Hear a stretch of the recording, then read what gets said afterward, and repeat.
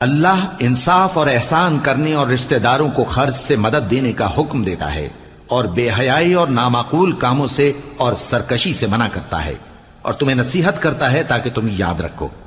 اور جب اللہ سے عہد کرو تو اس کو پورا کرو، اور جب پکی قسمیں کھاؤ تو ان کو مت توڑو کہ تم اللہ کو اپنا ضامن مقرر کر چکے ہو،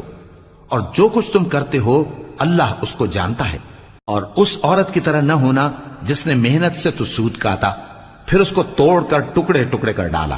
کہ تم اپنی قسموں کو آپس میں اس بات کا ذریعہ بنانے لگو کہ ایک گروہ دوسرے گروہ سے زیادہ غالب رہے۔ بات یہ ہے کہ اللہ تمہیں اس سے آزماتا ہے،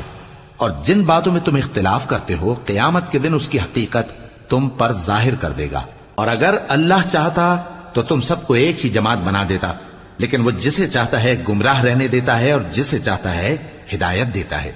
اور جو عمل تم کرتے ہو اس دن ان کے بارے میں تم سے